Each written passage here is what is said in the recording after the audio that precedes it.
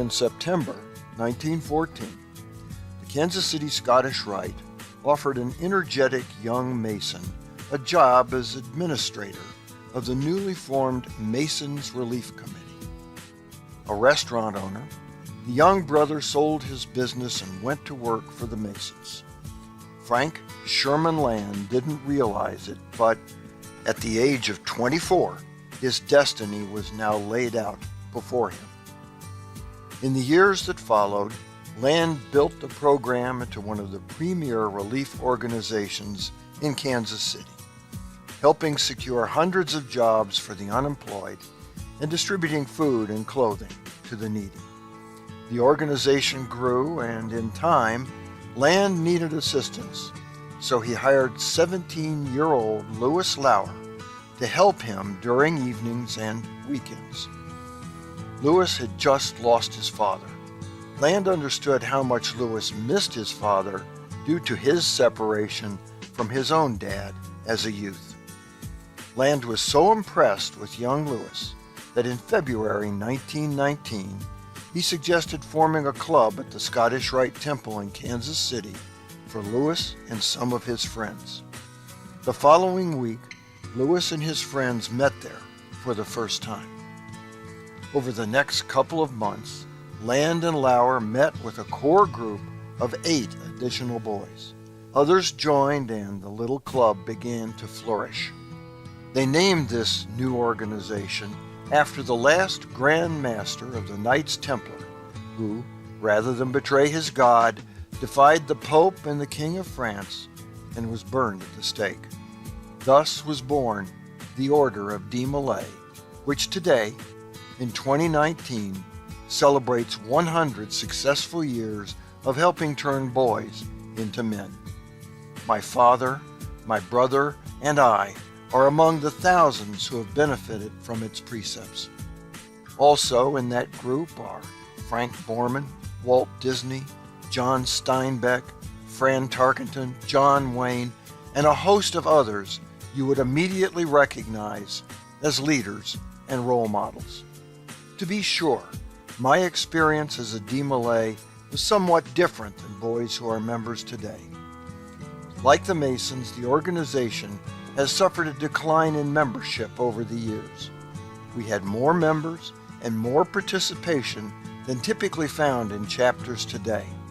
In fact, my chapter had so many members, officers' terms were limited to 6 months, so to give boys a chance to advance.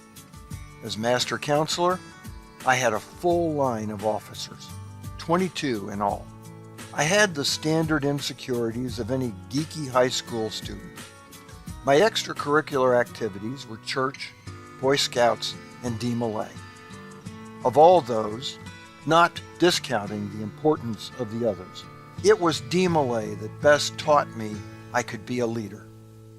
During my term, we had a major event with master, senior, and junior counselors coming from all over the state for a counselor's night. And there I was, a 17-year-old kid standing in the East with a chapter packed with statewide DeMolay and Masonic leaders. It was a big deal, and I was just a little too young and naive to recognize the support I had from the chapter advisors who were really the ones who put it together. That's okay. Events like that gave me the confidence to be a leader, not a follower. And that is exactly what those advisors wanted. I did not join the Freemasons immediately after being a DeMolay. I went off to college, never thought much about the Masons. When my father became a 50-year member, he asked me to attend the ceremony and present his jewel. As I walked into that lodge room, my first time in about 25 years, the memories of my DeMolay experiences flooded back to me. Everything was as I remembered. It was all familiar, comfortable, and even inspiring.